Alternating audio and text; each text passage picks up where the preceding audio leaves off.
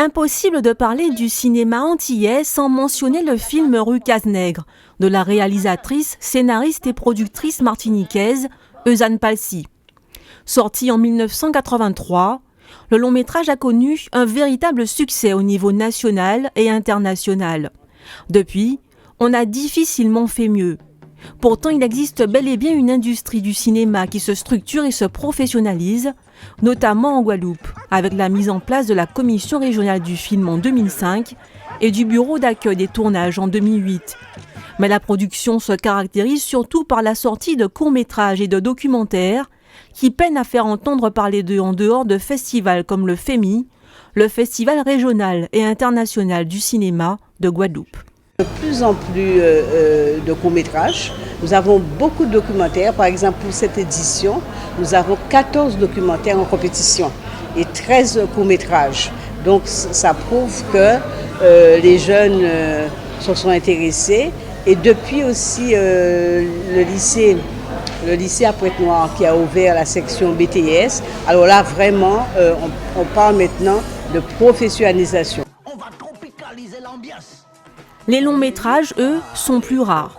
Ces films qui parlent de la communauté antillaise, réalisés sous nos cieux ou dans l'Hexagone, partent avec de nombreux défis à relever, notamment au niveau national. D'abord, il faut prouver aux éventuels financeurs qu'ils ne s'adressent pas à un public restreint. Ensuite, qu'ils plairont, même s'ils s'éloignent parfois des gens qui font recette.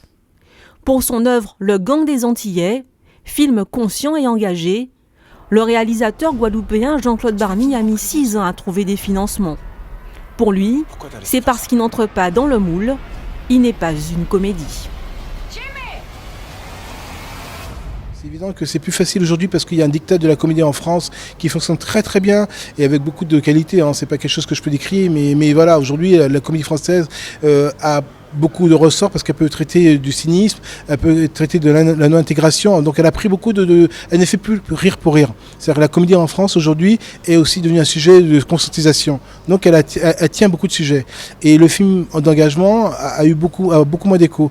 Donc je crois qu'aujourd'hui c'est parce que les films qui ont conscience de vraiment parler d'une société qui est mise à mal ou des individus qui sont discriminés n'est plus un sujet qu'a envie d'aborder la télé ou le cinéma.